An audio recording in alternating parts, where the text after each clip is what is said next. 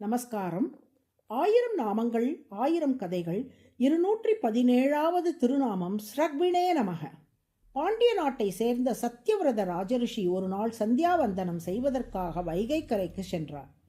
சந்தியாவந்தனத்தின் ஒரு பகுதியாக கையில் நீரை எடுத்து காயத்ரி மந்திரத்தை ஜபித்து கீழே விட வேண்டும். அதற்காக வைகை நதி நீரை கையில் அவர் எடுக்கையில் சிறிய மீன் ஒன்று அவரது கையில் சிக்கிக்கொண்டது. அந்த மீன் கழுத்தில் ஒரு வனமாலையை அணிந்திருந்தது. சத்தியவிரதர் அம்மீனை மீண்டும் தண்ணீரில் விடப்போனார். ஆனால் அந்த மீன், சுவாமி, என்னை தண்ணீரில் விட்டுவிடாதீர்கள், அங்குள்ள பெரிய மீன்கள் என்னை உண்டுவிடும், என்னை பாதுகாப்பான ஒரு இடத்தில் சேர்த்து விடுங்கள், எனக்கு உயிர் பிச்சை தாருங்கள் என்று சத்தியவிரதரிடம் மன்றாடியது. சத்தியவிரதர் அந்த மீனை தனது கமண்டலத்தில் உள்ள தண்ணீரிலே விட்டார். அங்கே பாதுகாப்பாக அந்த மீன் வாழ்ந்தது. மறுநாள் காலை அந்த கமண்டலத்தை விட பெரியதாக மீன் வளர்ந்திருப்பதைக் கண்டு அதிர்ச்சி அடைந்தார் சத்தியவிரதர். அதனால் ஒரு குடத்தின் உள்ளே அந்த மீனை இட்டார். மறுநாள் அந்த குடத்தை விடவும் பெரியதாக அம்மீன் வளர்ந்து விட்டது. அதனால் தனது ஊரில் உள்ள குளம் ஒன்றில் மீனை கொண்டு வந்து சேர்த்தார் சத்தியவிரதர். என்ன விந்தை! மறுநாள் அக்குளத்தை விடவும் பெரியதாக மீன் வளர்ந்திருந்தது. அதன் பின் வைகை நதியில் மீனை சேர்த்தார். நதியை விடவும் பெரியதாகிவிட்டது அந்த மீன். மீனே, நீ யார்? என்னிடம் நீ உயிர் பிச்சை கேட்டாய். ஆனால் உன் வளர்ச்சியை காணும்போது நீ என்னை காட்டிலும் பன்மடங்கு வலிமை வாய்ந்தவன் என்று உணர முடிகிறது. நீ யார் என்று சொல் என்று மீனை பார்த்து கேட்டார் சத்தியவிரதர். என் கட்டளையை முதலில் நிறைவேற்று, அதன் பின் நான் யார் என்று சொல்லுகிறேன் என்றது அம்மீன். என்ன கட்டளை என்று கேட்டார் சத்தியவிரதர். ஒரு வாரத்தில் ஊழி காலம் வந்து அனைத்து உலகங்களும் பிரளய கடலால் சூழப்படும். அச்சமயம் ஒரு படகு உன்னை தேடி வரும். நீ சப்த ரிஷிகளையும் வேதங்களையும் விதைகளையும் காப்பாற்றி அப்படகில் ஏற்றிக்கொள். அந்த படகு வெள்ளத்தில் தத்தளிக்கும் போது நான் உன் முன்னே தோன்றுவேன். எனது கொம்புடன் சேர்த்து படகை கட்டிவிடு. படகில் உள்ள உங்கள் அனைவரையும் நான் காப்பாற்றுவேன்.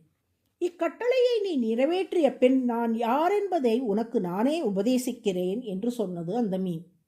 அவ்வாறே பிரளய காலம் வந்து உலகெல்லாம் கடலால் சூழப்பட்ட போது சத்தியவிரத ராஜரிஷியை தேடி ஒரு படகு வந்தது.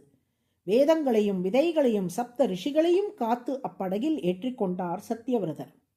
படகு தண்ணீரில் தத்தளித்த போது சொன்னபடி அந்த பெரிய மீன் அவர் முன் தோன்றியது.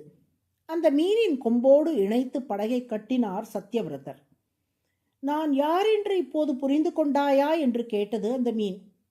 சத்தியவிரதர் மீனை பார்த்து, திருமாலே, முன்பு ஹயக்ரீவ அசுரன் பிரம்மதேவரிடம் இருந்து வேதங்களை கவர்ந்து சென்ற போது நீங்கள் மீனாக வந்து அந்த வேதங்களை மீட்டு கொடுத்தீர்கள்.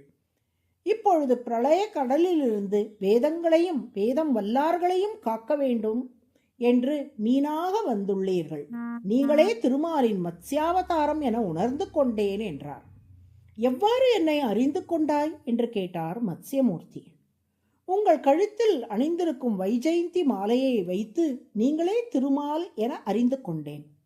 வைஜெயந்தி மரமாலை, திருமார்பில் மகாலட்சுமி, தாமரை கண்கள் போன்றவை எல்லாம் திருமாலான உங்கள் ஒருவருக்கே உரித்தான பிரத்யேக அடையாளங்கள் அன்றோ என்று விடையளித்தார் சத்தியவிரதர்.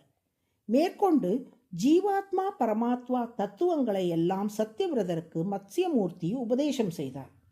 அந்த உபதேசங்களின் தொகுப்பே மத்ஸ்ய புராணமாக உருவானது. மத்ஸ்யமூர்த்தியை திருமாலின் அவதாரம் என்று சத்தியவிரதர் அடையாளம் கண்டு கொள்ள ஏதுவாக கழுத்தில் வைஜெயந்தி வனமாலையுடன் தோன்றியதால் மத்ஸ்யமூர்த்தி ஸ்ரக்வி என்று அழைக்கப்படுகிறார். வடமொழியில் ஸ்ரக் என்றால் மாலை, ஸ்ரக்வி என்றால் மாலையை அணிந்தவர். அதுவே சகசிரநாமத்தின் 217வது திருநாமம். வைகுண்ட லோகத்தில் திகழும் திருமாலின் மேன்மைக்கு அடையாளமாக இருப்பது வைஜெயந்தி மாலை.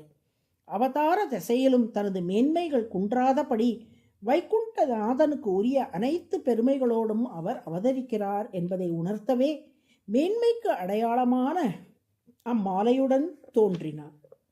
ஸ்ரக்விணே நம என்ற திருநாமத்தை தினமும் சொல்லி திருவரங்கத்தில் தசாவதார சன்னதியில் உள்ள மத்ஸ்யமூர்த்தியை தியானித்து வரும் அன்பர்களின் இல்லங்களில் விரைவில் மாலை மாற்றும் வைபவம் நடக்கும்படி திருமால் அருள் புரிவார். நாராயண நாராயண.